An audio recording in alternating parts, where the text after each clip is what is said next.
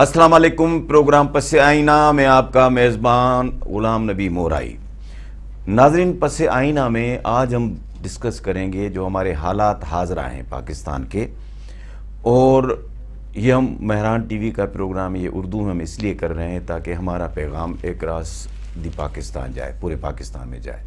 اس programme میں ہمارے مہمان ہوتے ہیں پاکستان کے محقق، تاریخ دان اور دانشور سید محب اللہ شاہ صاحب. السلام علیکم شاہ صاحب. شاہ صاحب، ہم شروع کرتے ہیں کہ بجٹ، آپ ٹیکنیکل آدمی، آپ نے فرسٹ وومن بینک اسٹیبلش کیا، آپ نے بورڈ آف انویسٹمنٹ بنایا اپنے دور میں، آپ نے کے ٹی بندر تھر پروجیکٹ کو کا آئیڈیا دیا، اس کو آغاز کروایا. تو اب آپ یہ بتائیں کہ ٹیکنیکلی بجٹ چیز کیا ہے، اور ہماری وفاقی اور صوبائی بجٹ جو ابھی پیش کی گئی ہیں جس پہ ایم این ایز حضرات اور ایم پی ایز حضرات آپس میں لڑ جھگڑ رہے ہیں، ایک دوسرے کو بجٹ کی کاپیاں اور جو کچھ ان کے ہاتھ میں ہے وہ مارا. تو آپ کیا سمجھتے ہیں کہ بجٹ کیا چیز ہے اور بجٹ ہونا کیا چاہیے اور بجٹ ہے کیسا؟ بہت خوب، بہت شکریہ مولائی صاحب. اور آپ نے اس پروگرام کو ایک لحاظ سے یہ دوسری قسط ہے جو ہم شروع کر رہے ہیں. ہاں، یہ ناظرین کو بتانا بھول گئے کہ ہم اس کو کنٹینیو کر رہے ہیں کافی عرصے کے بعد. یہ کرونا کی وجہ کا شکار ہو گیا تھا یہ ہمارا پروگرام، کووڈ کی وجہ سے اب اس کو پھر شروع کر رہے ہیں. تو یہ ایک لحاظ سے ہماری یہ دوسرا فیز یا دوسری قسط ہے جو پہلے سے ہم پروگرام کر رہے ہیں. اور اب آپ کے بجٹ پہ آتے ہیں. اسی بنیادی طور پر تو ہر گھر کے لیے، ہر صوبے کے لیے، ہر ملک کے لیے ایک تخمینہ بنایا جاتا ہے کہ جس کو فائنینشیل پلاننگ کہیں، جو آمدن کیا ہوگی اور اخراجات جو ہیں وہ کتنے ہوں گے اور کس مد میں ہوں گے اور کیا پرائرٹیز ہونی چاہیے، تاکہ 12 مہینے جیسے گزریں اس میں احتیاط سے خرچ کیا جائے. ریسورسز کس طرح آتے ہیں، اخراجات کس طرح ہوتے ہیں، اور جو ڈائریکشن بجٹ ڈاکیومنٹ میں طے ہوتا ہے کہ ہم نے اس کام کے لیے خرچ کرنے ہیں، اسی ڈائریکشن پہ اگلے 12 مہینے اسی پہ کام چلتا رہے. یہ نہ ہو کہ کبھی دائیں کو چلے گئے کبھی بائیں کو چلے گئے تو وہ اخراجات کا وہ ویسٹ ضائع ہو جاتے ہیں. اور اسی لیے پھر سپلیمنٹری بجٹ بھی پیش کی جاتی ہے جب دائیں بائیں چلے جاتے ہیں. جب دائیں بائیں چلے جاتے ہیں تو پھر وہ سپلیمنٹری بجٹ کا ایشو آ جاتا ہے. تو ایک تو بنیاداً یہ ہر ایک کی ضرورت ہوتی ہے، فرد کی، خاندان کی، صوبے کی اور ایک ملک کے لیے بھی. اچھا، اب جو ہمارا جو کرنٹ بجٹ پیش کیا گیا ہے، وفاقی بجٹ، وہ قریباً یوں سمجھے 8.5 کھرب روپے کا وہ بجٹ ہے. اب 8,500 بلین روپیز، اس میں 8.5 کھرب میں سے 7.5 کھرب جو ہیں 7,500 بلین، یہ سب سے بڑی رقم جو جاتی ہے، اور یہ پاکستان کی اقتصادی مشکلات کا ایک نقشہ بھی پیش ہو جاتا ہے. اس سے سب سے بڑی رقم جو ہے 2 کھرب روپے، وہ صرف قرضے جو ہم نے لیے ہیں اور ان پہ جو سود ہوا ہے اس کو واپس کرنے میں لگ جاتے ہیں. یعنی 8.5 ارب میں سے 2 ارب اور 2.25 کھرب تو اس میں چلے جاتے ہیں. ٹھیک ہے صاحب، 8.5 کھرب سے 2.25 کھرب ٹھیک ہے چلے جاتے ہیں. تو آپ سمجھیں قریباً یعنی 1/4 جو ہے 22-23-24% بجٹ کا قرضوں میں چلا جاتا ہے. وہ تو قرضوں کو واپس کرنے میں چلا جاتا ہے. وہ عوام کے لیے اس میں سے خرچ ہو نہیں سکتا. دوسرا جو ہمارا سب سے بڑا ہے سیکنڈ آئٹم جو ہے وہ ہم اپنے ڈیفینس میں خرچ کرتے ہیں، جو ہے 1 کھرب روپے سے کچھ زیادہ حصہ، about $1 trillion۔ ٹھیک ہے صاحب، اب آپ کے 3.5 کھرب تو اس میں چلے گئے۔ اچھا، اب آپ باقی جو ہے جو سول ایڈمنسٹریشن ہے اس روزمرہ اس کو چلانا، جی، لوگوں کی تنخواہیں، ان کی پینشنز، صوبوں کو ان کی جو ایوارڈ میں پیسے ہوتے ہیں ان کو دے دینا، سبسڈیز وغیرہ، آپ سب ملا دیں تو یہ 7.5 کھرب روپے اس میں خرچ ہو جاتے ہیں، صرف اس مد میں، ان چیزوں میں۔ قرضے واپس کیے، ڈیفینس میں خرچ کیا، سبسڈیز دے دی، صوبوں کو پیسے ان کے جو حقوق ہیں NFC ایوارڈ کے لحاظ سے وہ چلے گئے، اور جو انتظامیہ ہے، لوگوں کی تنخواہیں، انفراسٹرکچر، دفتر چلانا، یہ وہ، اب آپ 8.5 کھرب میں سے 7.5 کھرب تو چلے گئے، باقی بچا 1 کھرب۔ اس کو آپ نان ڈیولپمنٹ ایکسپینڈیچر کہیں یہ سارا نان ڈیولپمنٹ ہے، ایک لحاظ سے لون ریٹرن بھی نان ڈیولپمنٹ ہے، وہ بھی اب یہ جو ہے، اب یہ تو 8.5 کھرب ہے تخمینہ، کہ یہ امید ہے کہ اتنے پیسے آئیں گے کٹی میں۔ ٹھیک ہے صاحب، اکثر یہ ہوتا ہے کہ تخمینے زیادہ آپٹیمسٹک ہوتے ہیں، اب وہ جب سال کے قریب ہے، جو آپ سپلیمنٹری بجٹ کا ذکر کر رہے تھے نا، اس کے بعد پھر ایڈجسٹمنٹس کرنی پڑ رہی ہیں، تو اگر وہ ہو بھی جائے تو آپ دیکھیں کہ 1 کھرب بچے گا، باقی سارے جتنی بھی آپ ڈیولپمنٹ وغیرہ کرنے چاہیں، 200-300 تعلیم کے لیے، 200-300 صحت کے لیے، کچھ رستے بنانے کے لیے، کچھ برجز اور تعمیر کے لیے، کچھ زراعت کے لیے، کچھ صنعت کے لیے، کچھ IT کے لیے، تھوڑا تھوڑا تھوڑا کر کے۔ اچھا، اس کا نتیجہ کیا نکلتا ہے؟ چونکہ ہم نے بچتا ہی تھوڑا ہے نا، تو تھوڑا تھوڑا کر کے جب آپ نے کتنی 40 ڈویژنز ہیں فیڈرل گورنمنٹ، ہل دو 18 امینڈمنٹ کے بعد فیڈرل گورنمنٹ کی بجٹ جو ذمہ داری ہے وہ کم ہو گئی، ذمہ داری اور ڈویژنز منسٹریز کم ہونی چاہیے، لیکن وہ کم اتنی نہیں ہو رہی ہیں، ایک نام سے کم ہوتی ہیں، دوسرے نام سے وہ پھر آ جاتی ہیں، تو اب ان میں تھوڑا بہت بانٹ کے، تو حالات ایسے ہیں اس سے زیادہ حکومت نہیں کر پائے گی، لیکن حقیقت یہ ہوگی کہ نتیجہ کچھ زیادہ امپیکٹ نہیں ہوگا اکانومی پہ۔ ٹھیک ہے صاحب، تو یہ ہماری اکانومی کی مشکلات ہیں، تاکہ اتنی اخراجات جو ہیں سو ہیں، لیکن اکانومی میں جو پروڈکٹیو کیپیسٹی ہے، زراعت میں یا صنعت میں یا IT میں یا منرل سیکٹرز میں، یہ 4 ایسے ہیں جو دولت پیدا کرتے ہیں۔ اب ان کے دولت پیدا کرنے کے لیے آپ نے ان میں انویسٹمنٹ کرنی ہوگی، آپ نے ان میں ٹیکنالوجی لانی ہوگی، آپ نے ان میں جو کام لوگ کرتے ہیں ان کی skill level, human resource level آپ نے بڑھانی ہوگی، تاکہ اس انویسٹمنٹ اور ٹیکنالوجی کا فائدہ لے کے اور پروڈکشن کو بڑھائیں۔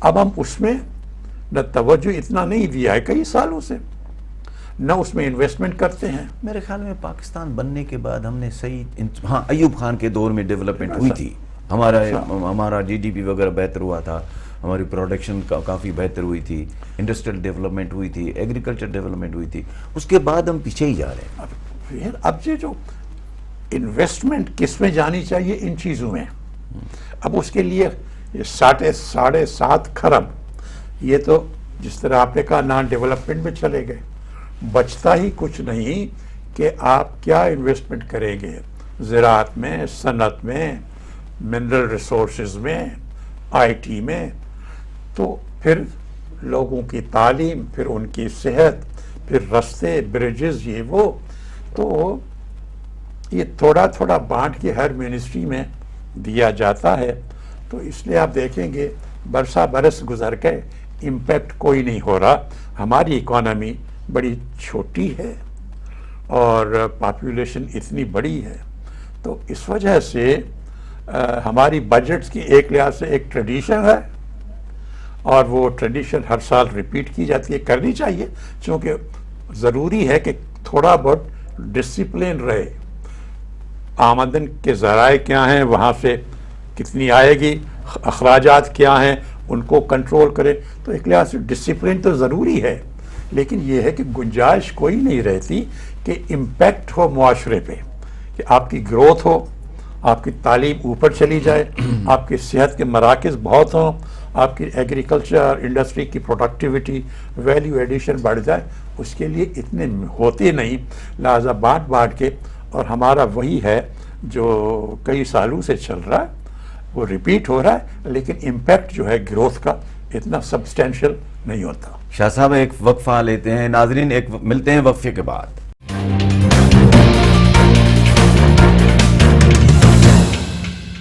ویلکم بیک ناظرین.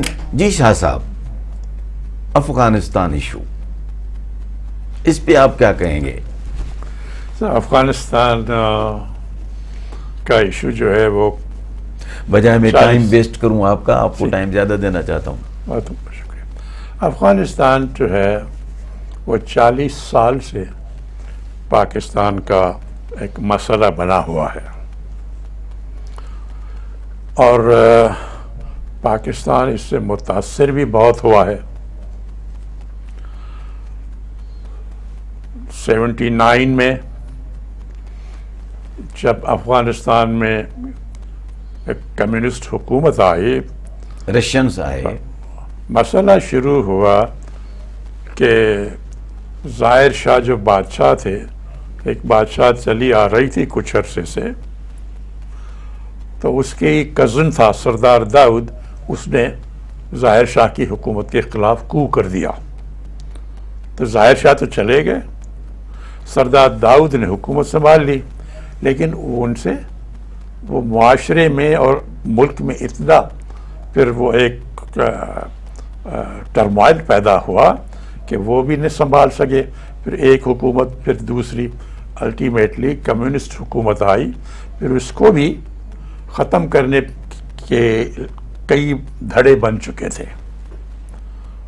تو پھر اس حکومت نے سوویت یونین سے کہا کہ آپ ہماری مدد کریں، تو ان کی مدد کو پھر سوویت یونین نے انٹروین کیا کہ افغانستان کی حکومت کہہ رہی ہے کہ ہم آ جائیں، تو وہ آئے. اب اس سے ایک اور مسئلہ پیدا ہوا. پھر امریکہ کو موقع ملا کہ بھائی ویتنام میں ہمیں بڑی شکست ہوئی تھی، وہاں سے ہمیں نکلنا پڑا، اور کمیونسٹ ممالک جو تھے انہوں نے ویت کانگ کو اور نارتھ ویتنام کو سپورٹ کیا، اور انہوں نے امریکہ کو وہاں سے نکالا. انہوں نے کہا جی چلو اب بدلہ لے کا موقع آ رہا ہے ادھر. تو امریکہ نے بڑی پلاننگ کی کہ جی اب اس کو ہم بیٹل گراؤنڈ بنائیں گے اگینسٹ سوویت یونین، تو اس کا ویتنام کا بدلہ افغانستان میں لیں گے.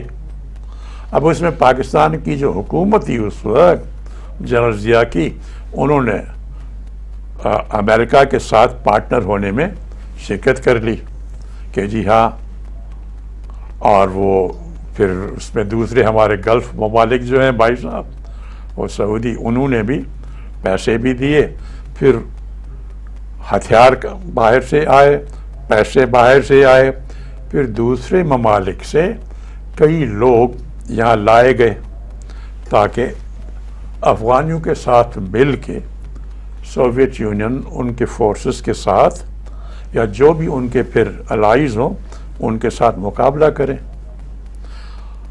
اب یہ ہوا کہ یہ تو 80 میں یہ شروع ہوئی لڑائی، اور 88 تک 8 سال چلی. اب اس میں بہت سی چیزیں ہوئی ہیں. ایک تو جس مقصد کے لیے، لڑائی کے لیے مقصد لوگوں کو تیار کیا گیا تھا نا، اب یہ تھا کہ جی کمیونزم سے جو لڑائی کرنی تھی اب یہ مسلمان ممالک سے لوگ بلائے گئے تو ان کو پھر ایکسٹریمزم کی تربیت دی گئی. ایکسٹریمزم کی ان کو مدرسوں میں دوسری جگہوں پہ ٹریننگ دی گئی تاکہ وہ اس جذبے سے جا کے افغانستان میں جا کے وہ جس سے جہاد کریں. طالبان بنا. ٹھیک ہے جی. وہاں اب وہ مجاہدین پہلے بن گئے. اچھا.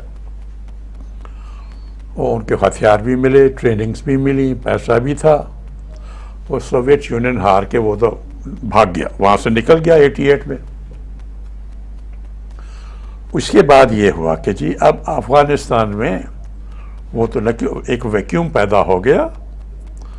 جو اس وقت کی حکومت تھی افغان کی وہ بھی گر گئی، جو کمیونسٹ گورنمنٹ تھی، اور جو ان کے ساتھی سپورٹ کرنے والے آئے تھے سوویت یونین وہ بھی چلے گئے. تو اس ویکیوم کو کون فل کرے؟ کوئی اسٹیبلشڈ حکومت قائم نہیں بنی. اب پھر یہ ہوا کہ سب سے زیادہ خون ریزی کا وقت اس وقت شروع ہوا جب افغانیوں کی آپس میں لڑائی لگی. سوویت یونین چلا گیا، کمیونسٹ حکومت گر گئی. اب حکومت کون کرے گا اس ملک میں؟ مجاہدین جو تھے ان میں بھی بہت سے دھڑے تھے. پھر ان کے جو مخالف تھے وہ جنرل دوستم تھا، پھر وہ تاجک تھے اوپر، پھر اور لوگ جو تھے جو فارسی اسپیکنگ ہیں فرح صوبہ اور ہرات کے. تو اب اس لڑائی میں جو ان کی آپس میں تھی ایک سول وار چلتی رہی کئی سالوں تک. سب سے زیادہ نقصان کابل کا اور افغانستان کے شہروں کا، ان کے انفراسٹرکچر کا، وہ اس وجہ سے ہوا. پھر اسی میں پھر طالبان جو تھے وہ قندھار میں پیدا ہوئے، ینگ اسٹوڈنٹس، ایک اور جذبے سے کہ بھائی یہ آپس میں اتنے بڑے جو ہیں سینئرز یہ لڑ کے اب ایک دوسرے کو ستیہ ناش کیا ہوا ہے، اتنے لوگ مر گئے ہیں، ملک جو ہے وہ ٹوٹ پھوٹ کا شکار ہو چکا ہے. کئی لاکھوں لوگ افغانی جو ہیں وہ جان بچاتے ہوئے پاکستان میں چلے آئے. یہاں پہ مجاہدین اور ریفیوجیز کی کیمپس بن گئی. اور وہ اتنے عرصے کے بعد ابھی یہاں کے سٹیزن بھی ہو گئے، یہاں کے ٹھہر گئے. ہم نے کوئی بندوبست ایسا نہیں کیا تاکہ وہ یہاں پر سیٹل نہ ہو پائیں. یہاں پر ہم نے کسی بھی حکومت نے نہیں کیا. آپ نے صحیح بات کی بالکل. ایران میں بھی کچھ گئے، کچھ یہاں آئے، کچھ جو اس طرف قریب تھے ایران کے وہ بھاگ کے ایران چلے گئے.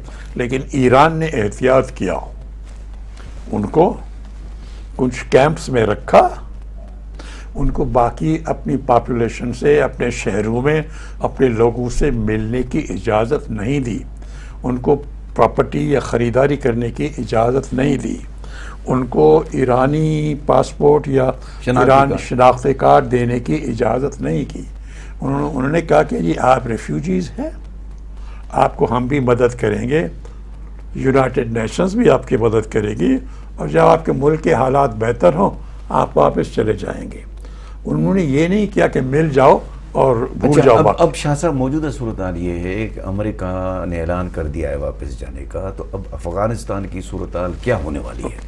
اب جو ہے اب وہ کہہ رہے ہیں کہ جی ہم امریکہ جو ہے وہ اب واپس جا رہے ہیں سارے فوجی. اچھا اب پھر وہی سوال آ رہا ہے جو پہلے آیا تھا کہ جی اشرف غنی کی حکومت جو ہی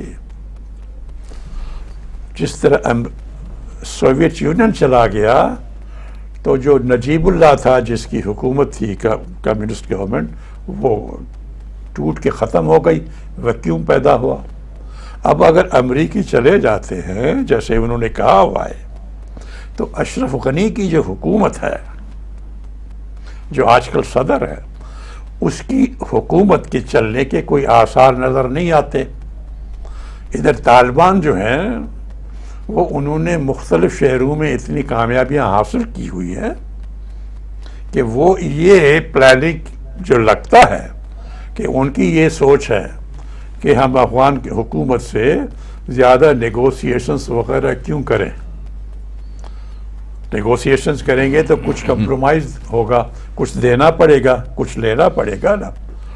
تو وہ اس موڈ میں لگتے ہیں کہ جی ہم فتح کر لیں گے کابل کو، اشرف غنی سے بات کرنے کی ضرورت کیا ہے، یا اس کے ساتھ کوئی کمپرومائز کر لیں.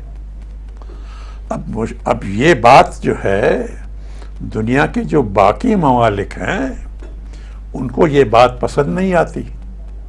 ایک اور بڑا جھگڑا، بڑی مشکل صورتحال پیدا ہو رہی ہے اور پاکستان بہت متاثر ہوگا اس سے. اب یہ ہے کہ طالبان اگر اشرف غنی کی حکومت سے کہیں ہم آپ کے ساتھ نیگوسیشنز نہیں کریں گے، کسی کمپرومائز سولوشن پہ نہیں آئیں گے، کسی پولیٹیکل سولوشن جس میں آپ بھی ہوں ہم بھی ہوں، دونوں کی حکومت ہو اور اس قسم کی ایک نیشنل گورنمنٹ بنے. اب اس کے لیے اگر یہ تیار نہیں ہوتے اور سمجھتے ہیں کہ ہم فتح کر لیں گے بائی طاقت کے زور پر، تو امریکہ کو یہ بات قبول نہیں ہے. اب انہوں نے مختلف جو امریکی نمائندے ہیں، اسٹیٹ ڈپارٹمنٹ کا جو سیکرٹری ہے، ان کے نمائندے ہیں، جو ان کے سفیر ہیں، سب نے کہا ہے کہ بھائی اگر طالبان جا کے طاقت کے زور پر کابل پہ قبضہ کرتے ہیں تو ہم ان کو ریکگنائز نہیں کریں گے as legitimate government of Afghanistan. اور امریکہ کے کہنے پہ باقی جو ویسٹرن یورپ ہے یا دوسرے ممالک ہیں وہ بھی اس کو نہیں کریں گے، ریکگنیشن نہیں دیں گے. پھر امریکہ کہتا ہے کہ جی اس وقت جو ہے طالبان کو 70% جو خرچہ ہے وہ امریکہ گرانٹ میں دیتا ہے ان کو. انہوں نے کہا جی ہم گرانٹ بند کر دیں گے. مطلب کہ امریکہ اور ویسٹرن ممالک اس خدشے کے پیش نظر کہ اگر طالبان بائی فورس سے آ گئے تو ایک ایسی صورت پیدا ہو جائے گی کہ جس میں سے پھر لڑائی اور سول وار ہونے کے خدشہ ہے، پھر آپس میں لڑائی ہوگی اور پھر یہ ریفیوجیز نکلیں گے. پاکستان کے لیے یہی بہتر ہے. I think prime minister Imran Khan کا بھی ایک آرٹیکل واشنگٹن پوسٹ میں 2-3 دن پہلے شائع ہوا کہ بھائی نیگوسیٹڈ سیٹلمنٹ کر لیں تاکہ کچھ کمپرومائز ہو اور ایک پیسفل افغانستان بنے. ہمارا پاکستان کا بھی اسی میں انٹرسٹ ہے کہ وہاں سول وار نہ ہو، کیونکہ سب سے زیادہ مشکل جس طرح پہلے ہوئی اب ہمارے پاس. شاہ صاحب ایک وقفے کا ٹائم ہے، ہم بات اس کو جاری رکھیں گے. ناظرین ایک وقفہ، ملتے ہیں وقفے کے بعد.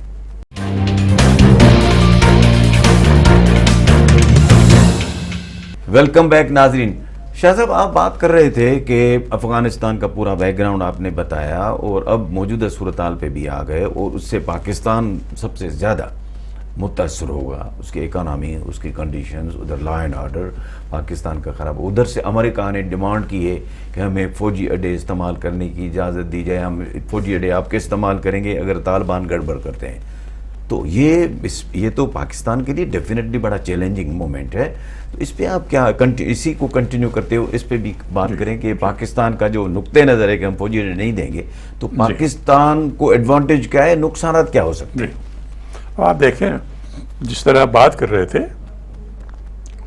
کہ پاکستان کا مفاد اسی میں ہے کہ افغانستان میں پولیٹیکل سیٹلمنٹ ہو. اور پولیٹیکل سیٹلمنٹ سے یہ ہوگا کہ صرف کسی ایک دھڑے کی حکومت نہیں بنے گی، لیکن جو دوسرے ہیں پولیٹیکل فورسز، مثلاً وہ عبداللہ جو ہے، وہ جو تاجک فورسز ہیں، مزار شریف کے لوگ جو ہیں، یہ ان کو ریپرزنٹ کرتا ہے جو کافی تعداد میں ہیں.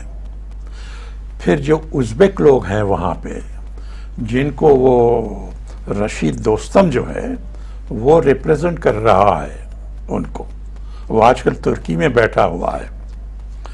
پھر کچھ اور لوگ ہیں جو ہرات اور فرح صوبے میں ہیں، وہ فارسی اسپیکنگ ہیں، جو ایران کے ساتھ جن کا کچھ تعلق رہا ہے.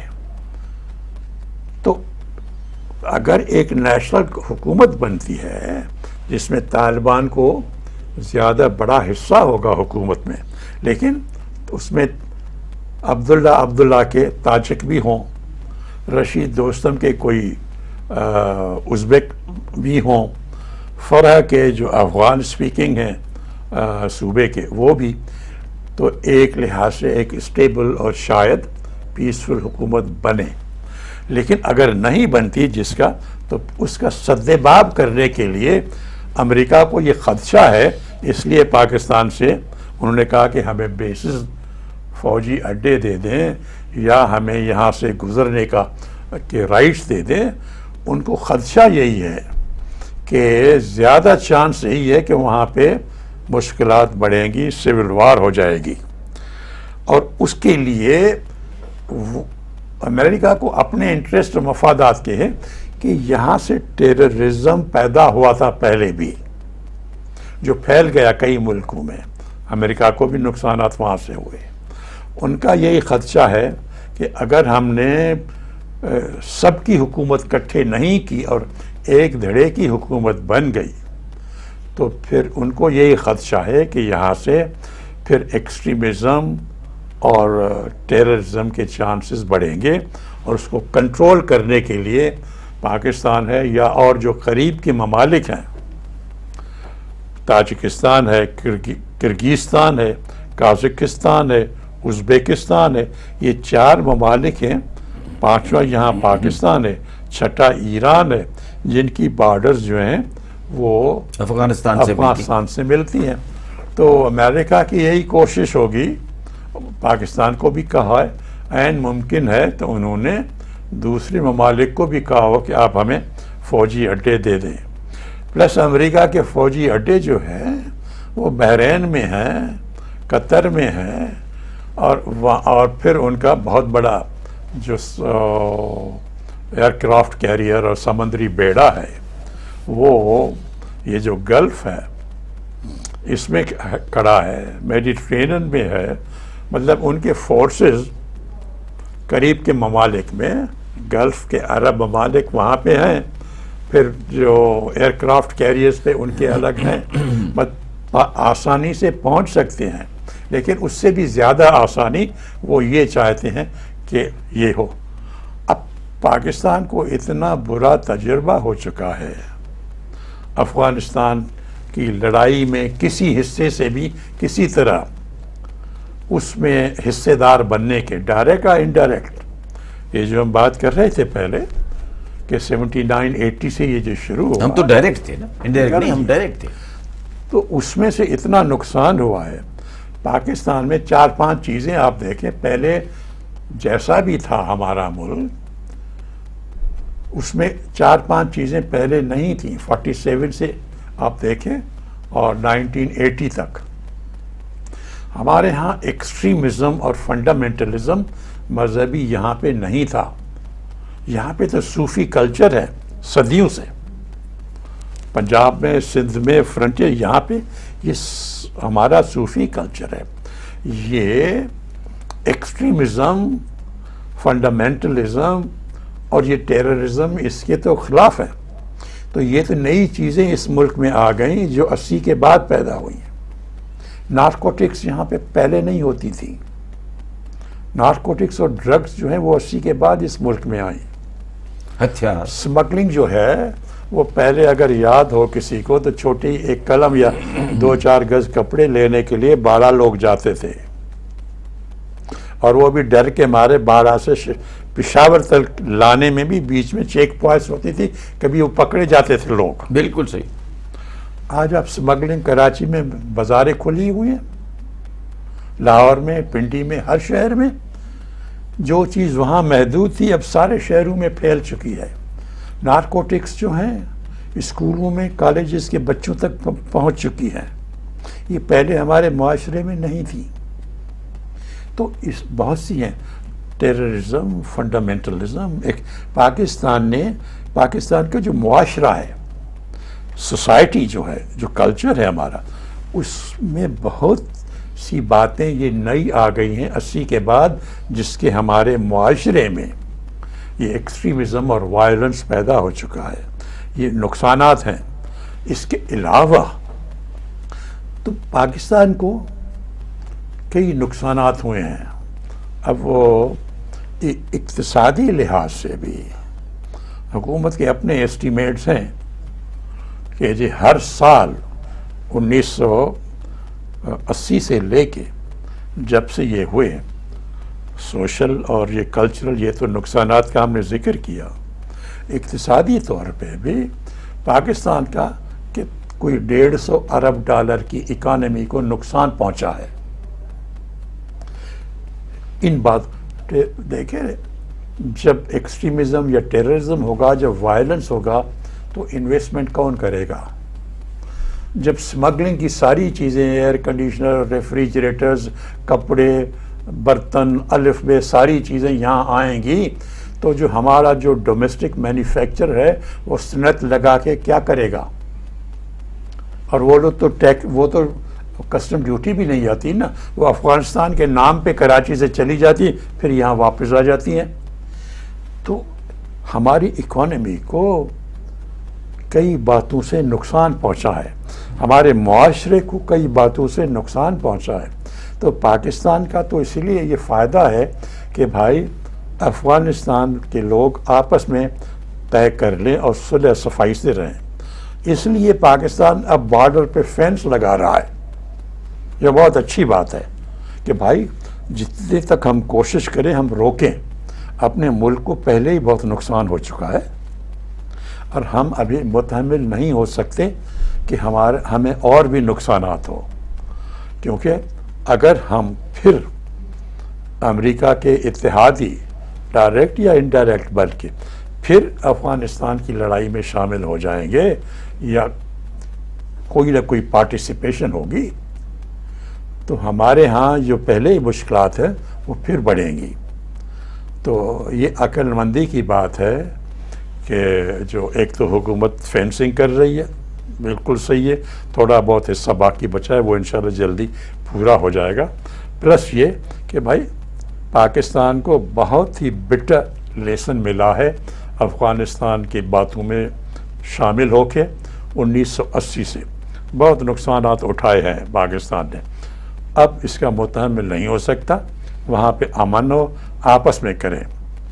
تو اڈے دینے کی مخالفت اس وجہ سے بھی پاکستان کر رہا ہے کہ بھائی ہم اس ماضی کو ریپیٹ نہیں کرنا چاہتے، اور فینس جو لگا رہے ہیں وہ اس وجہ سے بھی کہ یہ خدشہ ہے کہ ریفیوجیز پھر آئیں گے بڑی تعداد میں، اور وہ جو آئیں گے ریفیوجیز تو ان میں کوئی پتہ نہیں کہ کس بیک گراؤنڈ کا ہے، اس میں تو پھر کئی لوگ شامل بھی ہو جاتے ہیں، اور ہوئے ہیں تاجک ازبک سب آئے ہیں ادھر، وہ بھی ہوئے ہیں، بلکہ یہاں تک کہ وہ جو سب سے بڑا ڈیمانڈیڈ بندہ تھا وہ ایبٹ آباد کے طرف چھپا ہوا تھا، اس کو آ کے امریکہ مار گیا اور لے گیا، بن لادن۔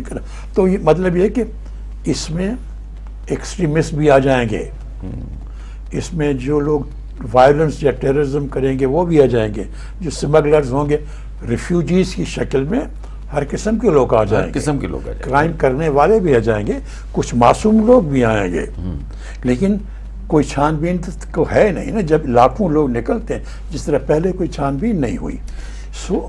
ہمارے لیے یہی جتنا بھی ہم کوشش کریں ہمارے لیے اتنا بہتر ہے کہ بھائی کوئی بیسس نہیں، ہم اس جنگ سے دور رہیں، اس جنگ سے دور، اندرونی خانہ جو بھی حالات ہیں ان سے الگ رہیں، ہم اس سے الگ رہیں۔